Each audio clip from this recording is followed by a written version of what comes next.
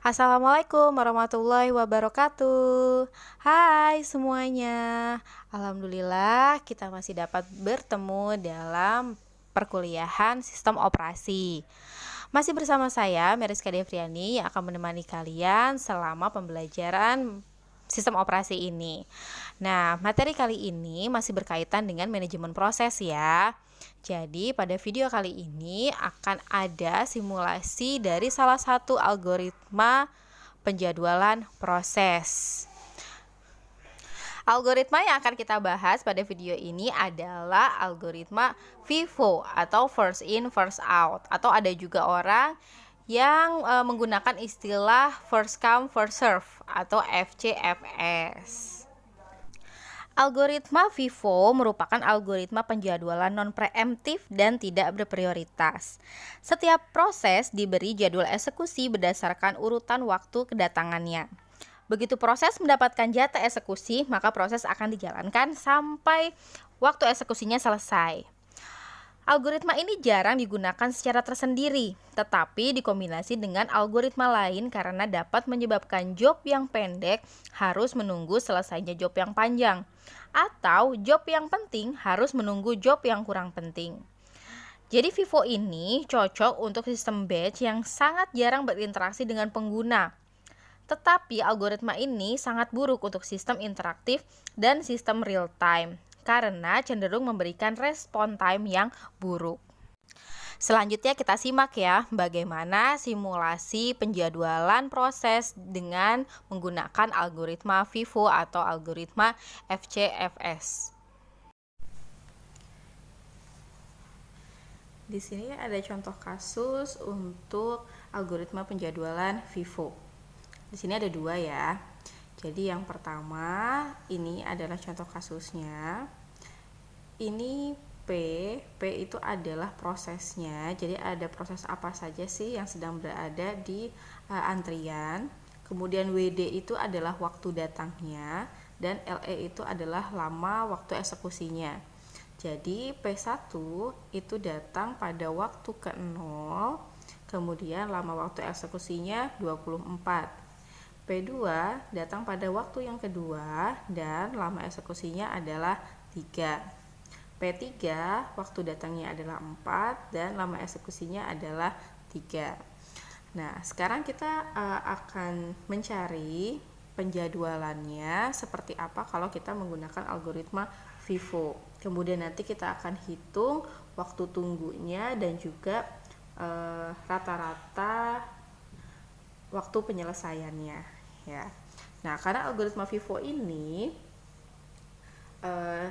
proses yang datang terlebih dahulu adalah proses yang dieksekusi terlebih dahulu, berarti kita lihat dulu dari waktu datangnya. Jadi urutan waktu datangnya. Kalau untuk kasus yang pertama kali datang adalah P1, kemudian P2, baru P3. Jadi kita buat Gantt chart-nya dulu ya.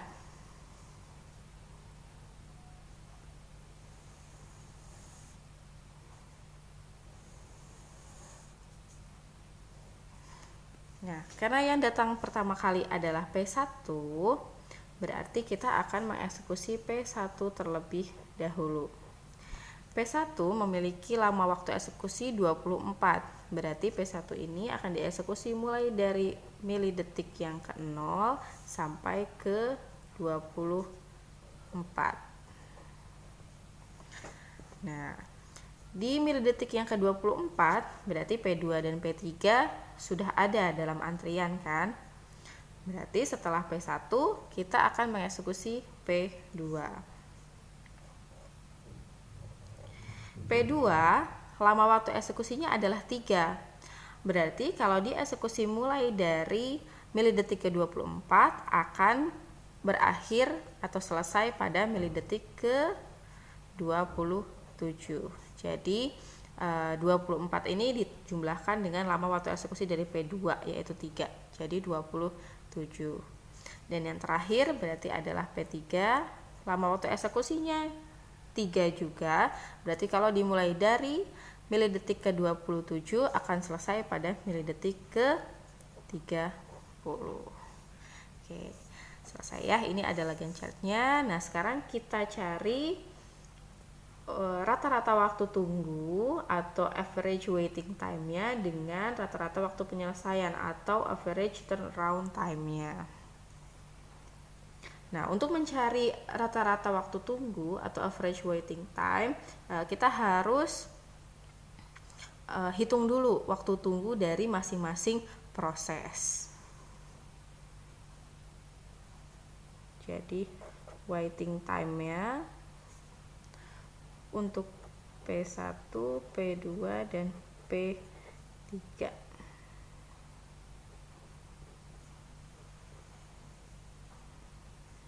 Nah,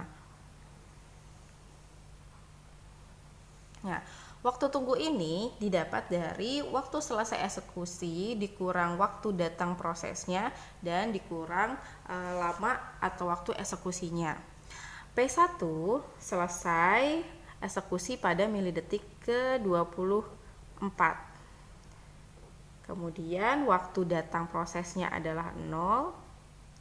Kemudian lama waktu eksekusi atau lama eksekusinya adalah 24. Berarti waktu tunggu untuk P1 adalah sebesar 0. P2 waktu selesai eksekusinya adalah 27. Dikurang waktu datangnya adalah 2, dikurang lama waktu eksekusinya adalah 3. Berarti 22. Kemudian P3 selesainya pada milidetik ke-30, waktu datangnya 4, dan lama waktu eksekusinya adalah 3. Jadi waktu tunggunya adalah 30 dikurang 4 dikurang 3, yaitu 23. Nah, sekarang kita hitung rata-ratanya ya.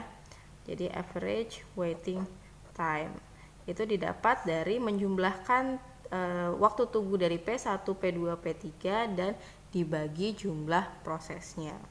Ini berarti 0 ditambah 22 ditambah 23. Karena prosesnya ada 3 berarti dibagi 3. Ini jadi 45 dibagi 3, yaitu 15. Nah, ini satuannya adalah milisecond atau milidetik. Milidetik lah saya pakainya ya. Oke. Jadi ini adalah rata-rata waktu tunggunya. Nah, sekarang kita hitung waktu penyelesaiannya atau turnaround time-nya.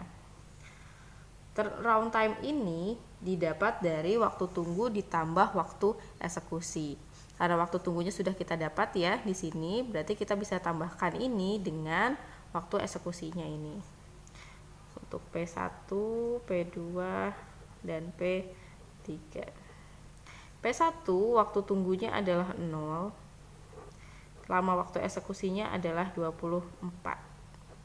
Jadi 24. P2 waktu tunggunya adalah 22 ditambah dengan lama waktu eksekusinya 3, jadi 27. Dan yang terakhir P3 waktu tunggunya adalah 23 ditambah lama eksekusinya 3,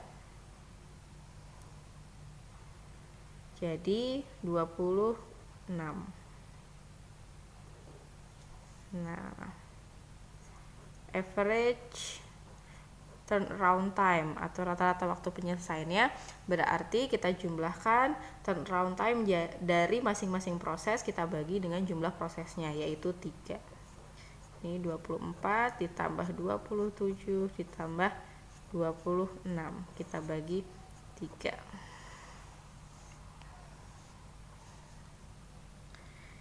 Ini jadi 77 ya, dibagi 3. Hasilnya adalah 25,6666 atau kita bulatkan jadi 25,67 milidetik.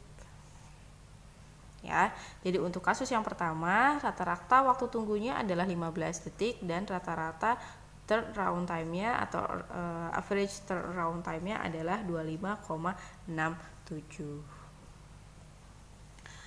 Nah, untuk kasus yang kedua, yang berbeda dari kasus yang pertama adalah waktu datangnya. Kalau yang pertama, waktu datangnya P1, urutannya ya, P1, P2, kemudian P3. Nah, kalau di sini waktu datangnya itu ternyata P3 dulu. P3, P2, baru P1. Oke, sekarang kita buat ya Gantt chart-nya.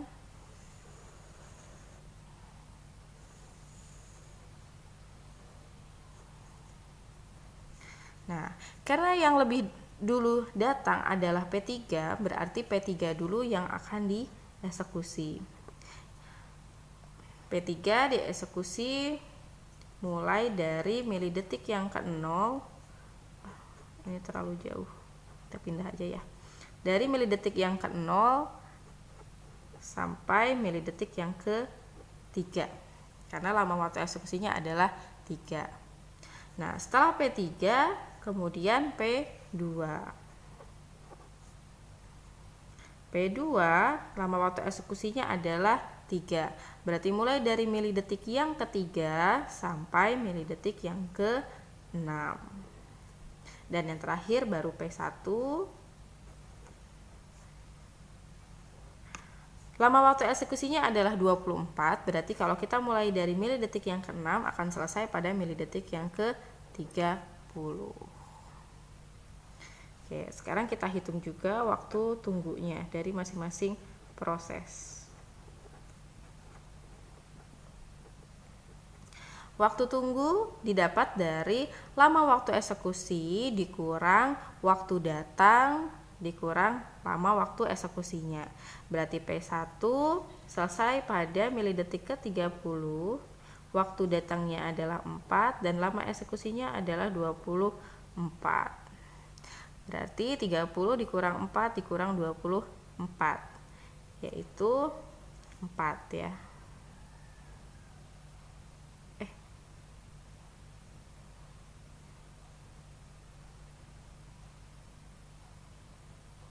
Bukan 4 tapi 2. Nah, kemudian P2 selesai eksekusinya di waktu yang ke-6. Dia datang di waktu kedua, lama waktu eksekusinya adalah 3. Berarti waktu tunggunya adalah 1. Dan yang P3 selesai di waktu yang ketiga, waktu datangnya adalah 0 dikurang lama eksekusinya adalah 3, berarti 0. Nah, sekarang kita rata-ratakan ya. Berarti 2 ditambah 1 ditambah 0 dibagi jumlah prosesnya adalah 3. Ini 3 dibagi 3 sama dengan 1 milidetik. Nah, sekarang kita hitung turnaround time-nya.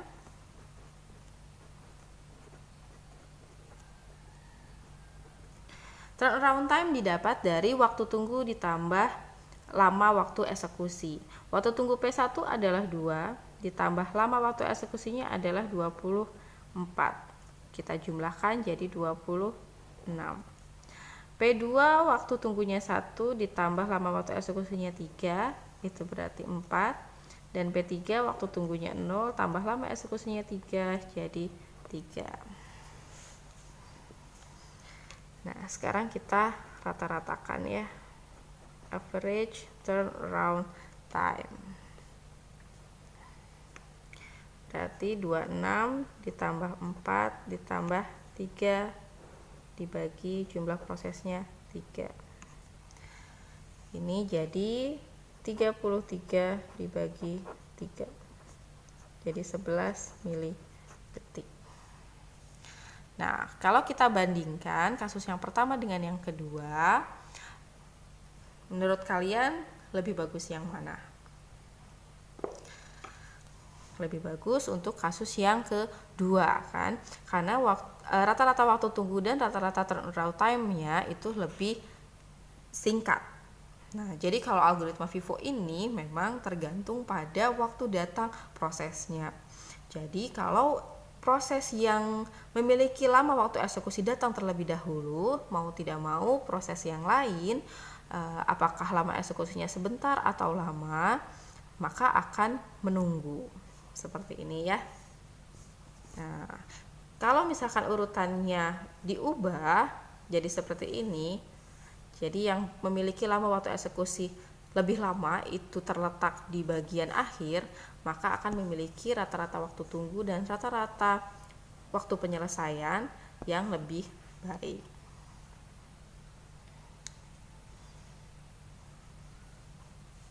Oke. Jadi ini ya untuk contoh kasus dari algoritma penjadwalan FIFO. Sekian penjelasan untuk algoritma penjadwalan FIFO.